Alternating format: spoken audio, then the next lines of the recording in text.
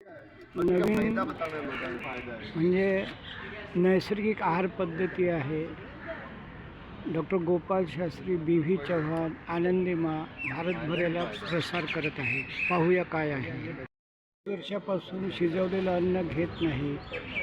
बी.व्ही. चव्हाण गुरुजी यांनी आतापर्यंत 6000 शिबिरे जगामध्ये भारतामध्ये केलीत आणि मानधन घेत नाहीत. या ठिकाणी नैसर्गिक आहारावर लक्ष केंद्रित केलं आहे. गीतेमधला हा श्लोक आहे की जी व्यक्ती संतुलित आणि चांगला आहार घेतं त्याचं चित्त आणि शरीर चांगलं राहतं. हा आशय.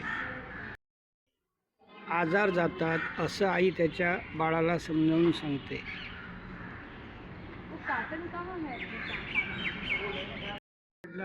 तर निर्जला उपवास करून पहा, तो सर्वात मोठा औषध आहे. युनिट बिना औषधी स्वस्थ जीवन जगा असा संदेश देत आहे. आणि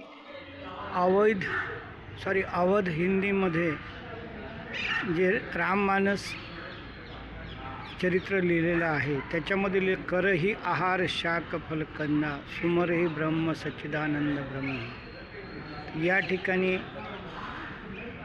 म्हणजे पत्तीवाले जर घेतले आपण तर त्यामुळे काय होतं, फळांमुळे मन शुद्ध होतं आणि कंदामुळे बुद्धी शुद्ध होतं असं इथे नमूद केलेलं आहे. त्यातला 9वा अध्याय श्लोक 26वा म्हटलेला आहे की पत्र पुष्प फल तोय भक्त प्रयच्छन्ति. जे भक्त मला प्रेमाने पत्र फूल जल अर्पण करतात त्यांची बुद्धी आणि शरीर चांगलं होतं असं कृष्ण म्हणतो. ची वाट पाहू नका, त्या अगोदरच आपला जीवन पद्धतीचा आहार बदलवा आणि पुन्हा इंटेन्शन नैसर्गिक फळ पुष्प भाज्या.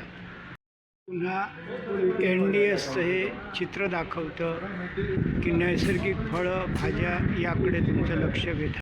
भारत सरकारचं पोस्टर आहे की तुम्ही फळं आणि भाज्या भरपूर खा. Minister of health family welfare government of India यांचं हे पोस्टर आहे. नैसर्गिक फळं भाज्या खा आणि प्रकृती चांगली ठेवा. पुन्हा वारंवार तोच संदेश.